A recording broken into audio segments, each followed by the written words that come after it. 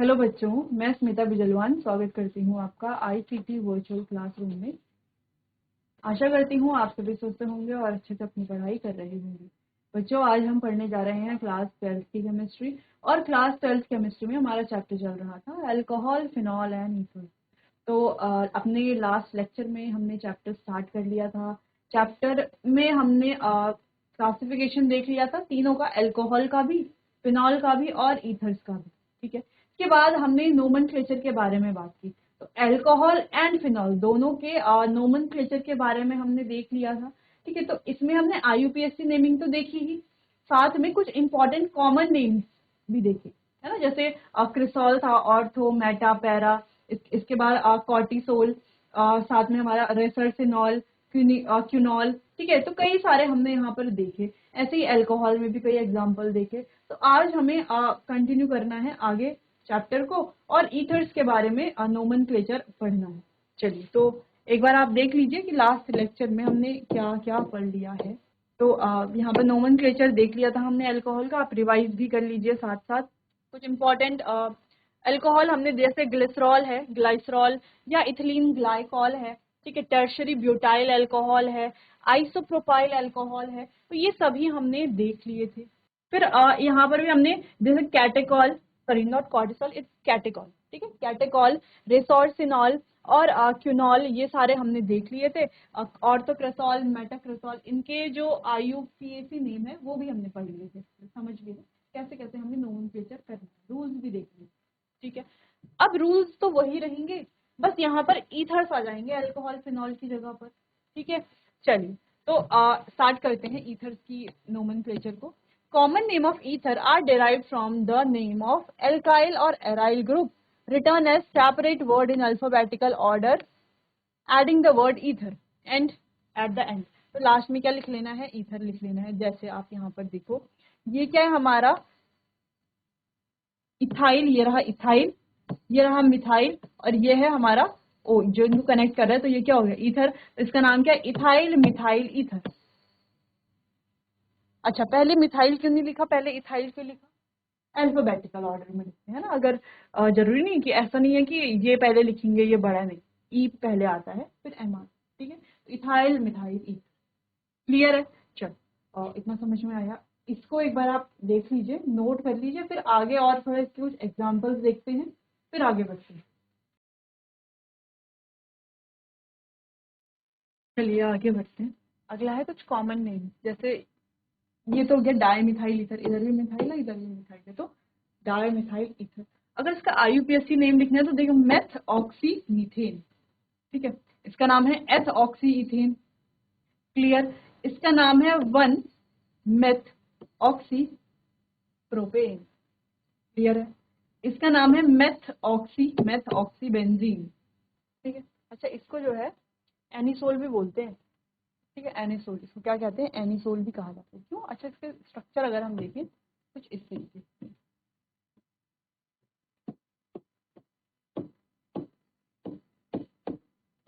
ऐसा है, ऐसा लिखा हुआ है तो ऐसा ही तो ये एनिसोल, क्या, मेथॉक्सी बेंजीन।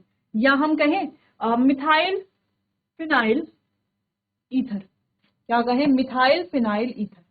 ठीक है, चलो अगला है हमारे पास एथ ऑक्सी बेंजीन। ऐसे ही क्या है, यहाँ पे CH3 रहेगा, C2H5 आ जाएगा, तो क्या होगा इसमें, एथ ऑक्सी बेंजीन या इथाइल फिनाइल ईथर। इजी था। ठीक है, अच्छा ये थोड़ा सा आपको देखना पड़ेगा। यहाँ पर देखो 5 ये हैं और एक ये हो गया 6, तो हेप्ट हो गया। ठीक है, तो ये हो गया 1 फिन ऑक्सी हेप्टेन। ठीक है, 1 फिन ऑक्सी हेप्टेन। अगला है हमारे पास ये वाला, ये पे क्या है, 2 पे क्या है, मेथ ऑक्सी प्रोपेन। तो यहाँ पर देखो मेथ ऑक्सी प्रोपेन। ठीक है, या हम इसको कह सकते हैं मिथाइल आइसोप्रोपाइल ईथर। क्लियर है? अच्छा, ये कुछ और भी हैं, इनके नाम भी आप यहाँ पर देख सकते हो। ठीक है, जैसे एक ये वाला है 2 एथॉक्सी, देखो 2 पे एथॉक्सी 1 डाई मिथाइल साइक्लोहेक्सेन। ठीक है, 1 पे क्या है, डाई मिथाइल है और क्या है, साइक्लोहेक्सेन है। ठीक है, तो ये कुछ हमारे पास कॉमन नेम, आईयूपीएसी नेम भी है। यहाँ पर कॉमन नेम भी आप देख सकते हो, देखो उसमें जैसे एनिसोल है, डाई मिथाइल ईथर है या डाई इथाइल ईथर है। ठीक है, तो ये आपको देख लेना है। चलो इनको आप नोट कर लीजिए, फिर आगे मेथड्स ऑफ प्रिपरेशन स्टार्ट करते हैं। चलिए आगे बढ़ते हैं, बात करते हैं। अच्छा, स्ट्रक्चर ऑफ फंक्शनल ग्रुप। अच्छा, फंक्शनल ग्रुप के स्ट्रक्चर के बारे में भी देख लेते हैं, फिर आप प्रिपरेशन मेथड के बारे में बात करते हैं। In alcohol the oxygen of OH group, तो अल्कोहल में OH ग्रुप के जो ऑक्सीजन है इज अटैच टू कार्बन, वो कार्बन से अटैच है कैसे, एक सिग्मा बॉन्ड से। अच्छा, देख भी पा रहे हो आप, ये हमारा देखो ओ मिथेनॉल है, तो ये जो OH ग्रुप है इसमें H अटैच नहीं है कार्बन के साथ, ठीक है। अटैच कौन है, ऑक्सीजन अटैच है, तो ये ध्यान रख ले, बेसिक चीजें। ऑक्सीजन अटैच है कार्बन के साथ कैसे, एक सिग्मा बॉन्ड से, ठीक है। By the overlap of sp3 hybridise orbital of carbon with sp3 hybridise orbital of oxygen, कैसे, दोनों के जो ओवरलैपिंग, कौन सी, sp3 हाइब्रिडाइज ऑर्बिटल की ओवरलैपिंग, ठीक है। वैसे ही फिनॉल भी आप देख सकते हो O से अटैच है, यहाँ पर भी आप देख सकते हो बीच में एक O है इस कार्बन के साथ और इस कार्बन के साथ, ठीक है। चलो, तो ये है फिनॉल और ये है मेथॉक्सीमीथेन, इसका नाम पता है हमें, क्लियर। चलो, तो ये था स्ट्रक्चर के बारे में। अच्छा, थोड़ा और देख ले, the bond angle in alcohol is slightly less than the tetrahedral angle. Tetrahedral angle से थोड़ा सा कम होता है यहाँ पर एल्कोहल में जो बॉन्ड है, ठीक है, बॉन्ड एंगल है जो, बॉन्ड एंगल टेट्राहेड्रल से कम। देखो टेट्राहेड्रल में तो 109 डिग्री 28 मिनट होता है। It is due to the, किस वजह से, repulsion between the unshared electron pair of oxygen. तो ऑक्सीजन के जो अनशेयर्ड इलेक्ट्रॉन पेयर है, आप देख भी पा रहे हो, इनके रिपल्शन की वजह से, ठीक है। देख लो आप, तो कम है, कितना है, 108.9 डिग्री, यानी कि 108.9 डिग्री यहाँ पर एंगल है, ठीक है। किससे कम है, जो कि 109 डिग्री 28 मिनट से तो कम है, ठीक है। तो पहला पॉइंट ही हो गया, ये इंपॉर्टेंट पॉइंट, ठीक है। आगे, इन फिनॉल द OH ग्रुप, अब फिनॉल में अगर आप ध्यान से देखो तो OH ग्रुप जो है वो अटैच है sp2 hybridised carbon of an aromatic ring. तो यहाँ पर जो हाइब्रिडाइजेशन है कार्बन की, जिससे ऑक्सीजन अटैच है, तो कैसा हाइब्रिडाइज है, sp2 हाइब्रिडाइज है। आप कैलकुलेट भी कर सकते हो, देखो spp कितना आ रहा है, sp2 हाइब्रिडाइज आ रहा है। देखो कोई और हाइड्रोजन यहाँ पे है नहीं, 4 बॉन्ड कार्बन के हैं पहले से, तो 3 ही दिख रहे हैं ना सिंगल बॉन्ड, जो निकालते हैं हाइब्रिडाइजेशन। 11th में हमने सीखा है हाइब्रिडाइजेशन निकालना, ठीक है। तो क्या है, sp2 हाइब्रिडाइज होंगे। अगला है the carbon oxygen bond length in phenol is slightly less than that in methanol. और जो कार्बन ऑक्सीजन की बॉन्ड लेंथ है फिनॉल में, वो क्या है, मीथेनॉल से थोड़ा कम होगी। दिस इज ड्यू टू, एक तो यहाँ पर पार्शियल डबल बॉन्ड कैरेक्टर है, ये सबसे इंपॉर्टेंट पॉइंट है। किस वजह से लेंथ कम है, पार्शियल डबल बॉन्ड कैरेक्टर की वजह से, ऑन अकाउंट ऑफ कॉन्जुगेशन, और character on account of conjugation of unshared electron, और अनशेयर्ड इलेक्ट्रॉन के कॉन्जुगेशन की वजह से। कॉन्जुगेशन क्या है ये भी हमने पढ़ा, ठीक है, of oxygen with aromatic ring. आप देख भी सकते हो कॉन्जुगेशन है यहाँ पर, बिल्कुल है, आई, ठीक है। चलो, sp2 hybridise state of carbon to which oxygen is attach, तो कहाँ पर सेकंड क्या है, sp2 hybridise state of carbon to which oxygen is attach.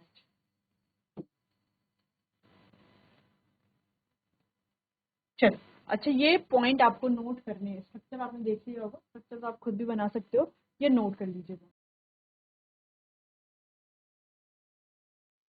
चलिए, और पॉइंट भी है, in either the 4 electron pair, the 2 bond pair are and 2 lone pair of electron oxygen are arrange approximately in tetrahedral arrangement. तो आप देख सकते हो एक टेट्राहेड्रल अरेंजमेंट की तरह ये अरेंज हो रखे हैं। The bond angle is slightly greater than the tetrahedral angle. अब यहाँ पर जो बॉन्ड एंगल है वो ज्यादा होता है, ठीक है, टेट्राहेड्रल देख सकते हो आप। टेट्राहेड्रल में कितना था, 108, कितना था, 109 डिग्री 28 मिनट। तो यहाँ पर क्या है, 111.7 डिग्री एंगल, ठीक है। अच्छा, due to the repulsive attraction between the two bulky groups, तो किस वजह से यहाँ पर जो एंगल है वो ज्यादा है, किस वजह से, जो दो ये जो बल्की अल्काइल ग्रुप है ना, उनके किसकी वजह से, रिपल्शन की वजह से, ठीक है। अगला है the CO bond length is almost the same as in alcohol. और CO बॉन्ड लेंथ की बात करें तो वो सेम है, जैसे एल्कोहल में थी ना CO की लेंथ, वैसे ही यहाँ पर भी होगी। आप देख भी सकते हो CO की लेंथ कितनी होगी, जितनी यहाँ पर एल्कोहल में थी CO की लेंथ, ठीक है। चलो, तो लगभग कितनी है, इसमें 141 पिकोमीटर है, इसमें 140 2 पिकोमीटर है। ठीक है, चलो क्लियर है इतना। अब प्रिपरेशन पढ़ने से पहले आप इसको नोट कर लो, ईथर वाले पॉइंट को। ठीक है, फिर प्रिपरेशन पढ़ते हैं।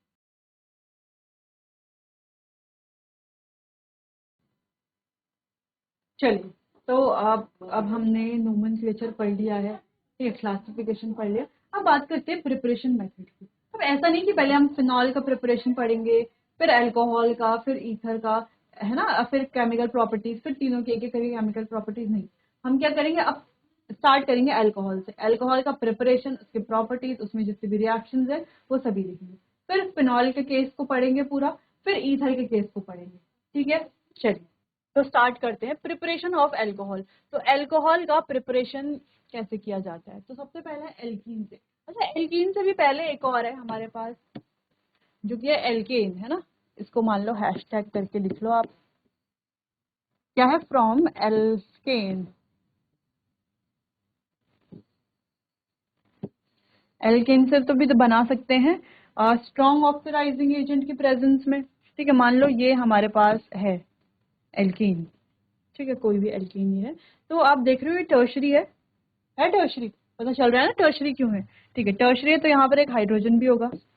ठीक है, यहाँ पर हमने लिया KMnO4 एसिडिक मीडियम। ठीक है, ये क्या है, एक स्ट्रॉन्ग ऑक्सीडाइजिंग एजेंट। तो H हट जाएगा, H की जगह पर क्या आ जाएगा, यहाँ पर आ जाएगा हमारा OH और अल्कोहल तैयार। ठीक है, तो एक मेथड ये है, इसको आप इंक्लूड कर सकते हैं। ठीक है, चलो अगला इंपॉर्टेंट जो है हमारे पास वो है फ्रॉम एल्कीन्स। एल्कीन से कैसे कैसे बनाते हैं, तो इसका पहला मेथड है एसिड कैटेलाइज्ड हाइड्रेशन। ठीक है, एसिड कैटेलाइज्ड हाइड्रेशन। अब यहाँ पर क्या होता है, फिर रिएक्शन देखेंगे। देखो रिएक्शन लिखी हुई भी है यहाँ पे, और पूरा मैकेनिज्म भी है। ठीक है, तो चलो मैकेनिज्म को समझ के ही करेंगे हम। Alkene react with water. Alkene क्या करती है, वाटर के साथ रिएक्ट करेगी the presence of acid catalyst. ठीक है, एसिड एज अ कैटलिस्ट, यानी कि एसिड की एसिड कैटलिस्ट के प्रेजेंस में एल्कीन वाटर के साथ रिएक्ट करेगी और बनाएगी अल्कोहल। ठीक है, अगर अनसिमेट्रिकल एल्कीन है, ये तो बात हो गई सिमेट्रिकल की। अगर अनसिमेट्रिकल एल्कीन है, the addition reaction takes place in accordance with Markovnikov rule. अगर हमारे पास अनसिमेट्रिकल एल्कीन है तो एडिशन रिएक्शन होगी मार्कोनिक रूल के अकॉर्डिंग। ठीक है, in accordance of with Markovnikov rule.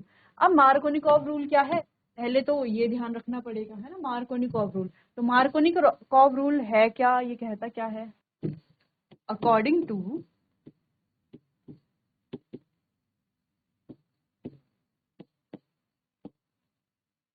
Markovnikov's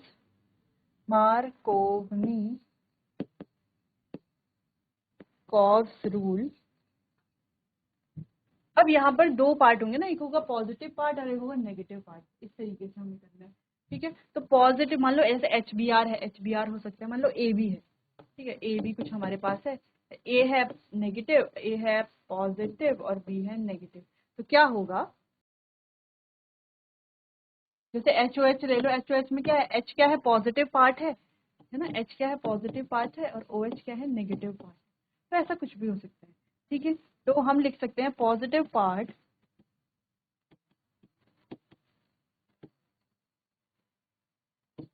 will attach to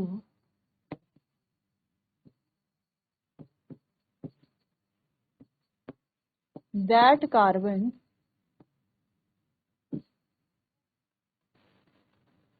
of double bond which have higher number of hydrogen।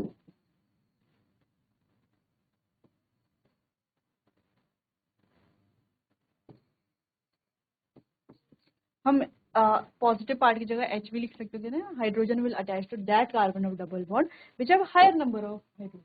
ठीक है, और negative part will attach to, इसकी डेफिनेशन और लिख सकते हो आप, negative part will attach to that carbon of double bond which have lower number of hydrogen.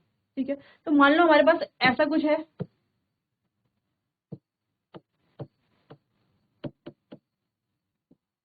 ठीक है। अब यहाँ पर HOH का एडिशन करना है, ठीक। तो अगर हम कह रहे हैं कि मार्कोनिकॉव रूल के अकॉर्डिंग आपको करना है तो कैसे करोगे, ठीक है। आप यहाँ से करोगे बॉन्ड ब्रेक, फिलहाल सिंपल वाली एल्कीन ले ले, तो ये वाली ले लो। तो देखो हाइड्रोजन ज्यादा कहाँ पे, यहाँ पे है ज्यादा, तो यहाँ पर कौन अटैच करेंगे हम, H, जो पॉजिटिव पार्ट है जो कि H है, और OH कहाँ पर अटैच करेंगे, यहाँ पर। तो ये बॉन्ड ब्रेक होगा, ध्यान से देखो, ठीक है।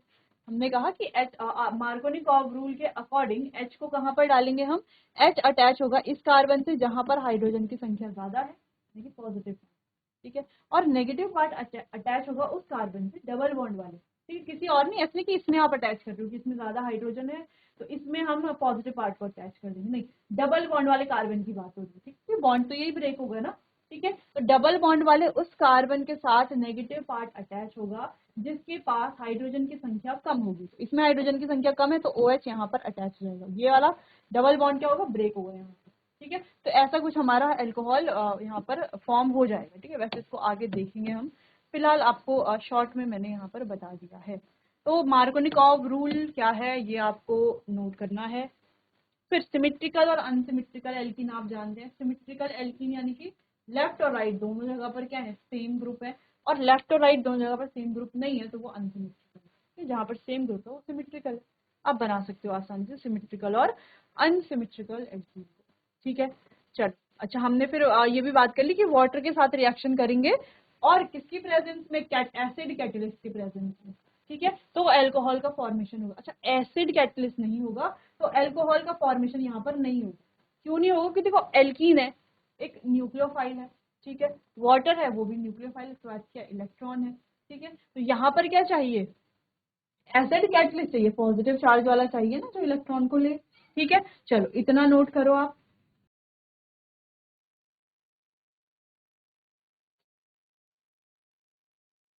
चलिए स्टेटमेंट थ्योरी आपने नोट कर ली होगी, आगे बढ़ते हैं रिएक्शन की तरफ। अब देखो सिंपल सी रिएक्शन है, ये रहा हमारा एल्कीन, ये बॉन्ड होगा यहाँ से ब्रेक। अगर हम सिंपल वे में देखें तो क्या होगा, ये बॉन्ड ब्रेक होगा। चलो अगर सिंपली देखें तो ये बॉन्ड होगा ब्रेक, ठीक है। यहाँ ऐड होगा H और यहाँ होगा OH। अपोजिट भी हो सकता है, यहाँ OH यहाँ H, क्योंकि ये कैसे सिमेट्रिकल है तो कहीं पर भी OH आए कहीं पर भी H आए कोई फर्क नहीं पड़ता, ठीक है। तो यहाँ पर H2O। अच्छा, अगर हम इस रिएक्शन को ऐसा लिख लें, H है माना बात यहाँ पर, प्लस H2O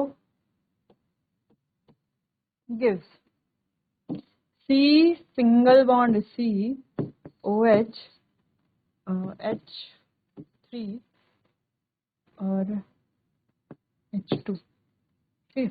ऐसा अगर हम कुछ यहाँ पर लिख रहे हैं प्रोडक्ट, तो क्या ये सही है, क्या ये रिएक्शन होगी तो प्रोडक्ट बनेगा, ऐसा देख लो एक बार ध्यान से बताओ। तो देखो यहाँ पर प्रोडक्ट बनेगा ही नहीं, यहाँ पर होगी नो रिएक्शन। अब आप कहोगे मैम अभी तो आपने बोला कि रिएक्शन होगी और प्रोडक्ट बनेगा, लेकिन हम कह रहे हैं अब यहाँ पर रिएक्शन नहीं होगी, तो ऐसा क्यों, तो यहाँ पर हमने एसिड कैटलिस्ट लगाया ही नहीं ना, एसिड कैटलिस्ट लगाएंगे तब रिएक्शन होगी, ठीक है। तो भूलना नहीं है, एसिड कैटलिस्ट यहाँ पर सबसे इंपॉर्टेंट है। इंपॉर्टेंट क्यों है, देखो अब देखो रिएक्शन कैसे होगी। अगर हमने न्यूक्लियोफाइल्स जब पढ़े थे, इलेक्ट्रोफाइल्स जब पढ़े थे तो पढ़ा था एल्कीन्स भी क्या है, एक न्यूक्लियोफाइल ही है।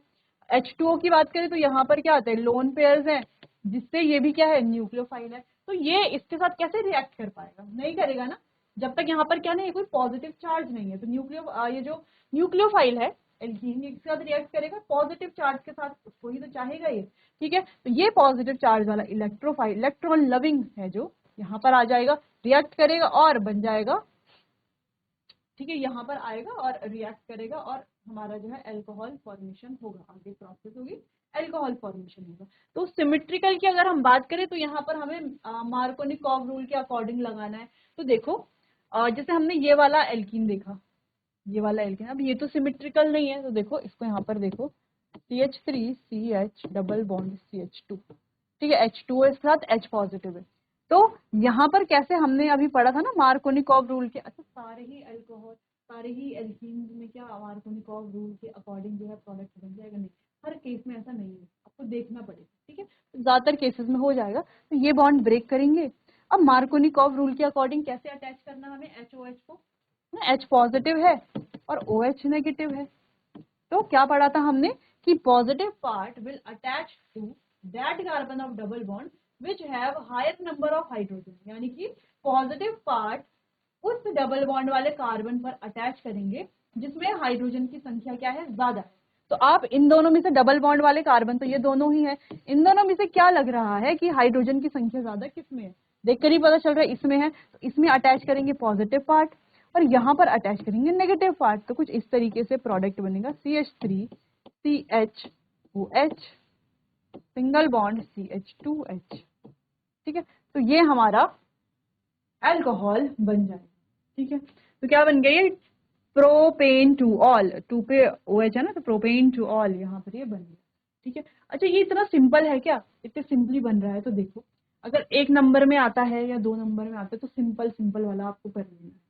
ठीक है, ऐसे ही आएगा। वैसे मैकेनिज्म सिलेबस में है नहीं, मैकेनिज्म हम पढ़ लेते हैं। ठीक है, ताकि आपको अच्छे से पता चल जाए कि रिएक्शन हुई कैसे है, क्या क्या स्टेप्स यहाँ पर हुए हैं। तो ये रिएक्शन होती है बच्चों 3 स्टेप में। जो पहला स्टेप है वही हमारा स्लो स्टेप यानी कि रेट डिटरमाइनिंग स्टेप होता है। ठीक है, तो चलो इसी वाले एग्जाम्पल को ले लेते हैं और इसी का ही क्या देख लेते हैं, यहाँ पर मैकेनिज्म देख लेते हैं। ठीक है, चलो तो यहाँ पर सॉल्व करते हैं इसे, सॉल्व यानी कि मैकेनिज्म देखते हैं। ये है हमारा CH3CH डबल बॉन्ड CH2, ये आया। ठीक है, साथ में यहाँ पर आया हमारा पॉजिटिव H। ठीक है, या H पॉजिटिव बोल लो, पॉजिटिव H, क्या आया H पॉजिटिव। अब H पॉजिटिव जिसके साथ रिएक्ट करेगा तो ये क्या करेगा, अपना इलेक्ट्रॉन को, ये जो बॉन्ड है ये यहाँ चला जाएगा। अच्छा ये बॉन्ड के पास भी 2 केसेस हैं, ये बॉन्ड यहाँ भी जा सकता है और ये बॉन्ड यहाँ भी जा सकता है। ठीक है, अब दोनों केसेस में क्या बनेगा, देखो अगर ये बॉन्ड यहाँ जाता है तो क्या बनता है हमारे पास, CH3CH सिंगल बॉन्ड CH3 और ये बनता है। और अगर ये बॉन्ड यहाँ पर जाता है तो क्या बनता है हमारे पास, CH3CH2 सिंगल बॉन्ड CH2। ठीक है, ऐसा बनता है। ठीक है, तो हम कहाँ पर इसे ले जाना चाहेंगे, तो देखो हम इसको प्रेफरेंस देंगे क्योंकि ये कैसा है, 2 डिग्री कार्बोकैटायन है और यह है 1 डिग्री। और हमने पढ़ा है कार्बोकैटायन में 3 degree are more stable than 2 degree and 2 degree are more stable than primary, है ना। 1 डिग्री कार्बोकैटायन से ज्यादा स्टेबल है 2 डिग्री वाले, तो हम प्रेफरेंस इसको देंगे, है ना, इस वाले को। ठीक है, तो देखो ध्यान से आपको देखना है, कहीं पर भी कोई स्टेप अगर आपको समझ में नहीं आता है तो आप मुझसे पूछ सकते हो। तो ये बन गया हमारा कार्बोकैटायन, पहला स्टेप। ठीक है, अब ये जो पहला स्टेप है बच्चों, यही हमारा स्लो स्टेप भी है। ठीक है, स्लो स्टेप या रेट डिटरमाइनिंग स्टेप। अब यहाँ पर एडिशन होता है। अब देखो ये हो गया पहला स्टेप, ऐसा लिख सकते हो आप। अब आ गया हमारा दूसरा स्टेप, यहाँ पर क्या होगा, यहाँ पर आ जाएगा हमारा OH H2O, क्या आ जाएगा H2O। ठीक है, H2O आएगा तो क्या होगा, यहाँ पर ये होगा CH3CH single bond O H और H और ये है H पॉजिटिव O पॉजिटिव। ठीक है, ये हो गया CH3, ऐसा कुछ ये बन जाएगा। ठीक है, ऐसा बन जाएगा या ऐसा बना लो आप इसको।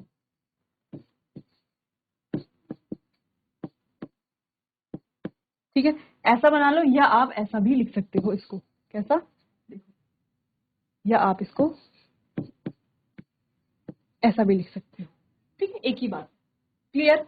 अब ये बन गया हमारा, क्लियर है, पहला स्टेप यहाँ तक कंप्लीट, दूसरा स्टेप यहाँ पर। अब तीसरे स्टेप की तरफ बढ़ते हैं। तीसरे स्टेप में क्या होगा,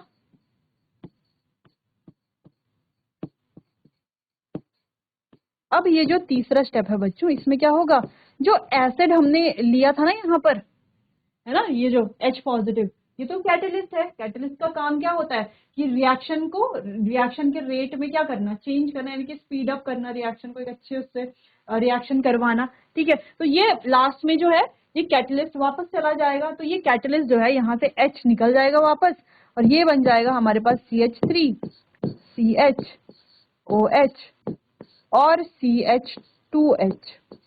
अच्छा इसको देखो, इसको या तो हम CH3 लिख दें तो भी सही ही है। ठीक है, अगर CH3 हमने लिख दिया तो सही ही है ना, यही तो प्रोडक्ट बन रहा है, यहाँ पे देखो बन रहा है, प्रोडक्ट बन रहा है। ठीक है, या हम इसको ऐसा भी लिख सकते हैं क्योंकि ये जो H है दूसरा वाला, ठीक है, क्योंकि H2O का H यहाँ पर आ गया और OH यहाँ, ठीक है। अच्छा, एक ये जो OH है ये H2O वाला है और ये जो H है ये एसिड वाला है, ठीक है, इतना ध्यान रखना है। चलो फिलहाल इतना ही आपको समझना था, तो यहाँ पर आप सिंपल CH3 भी लिख सकते हो, सिंपल लिख लो CH3, ठीक है।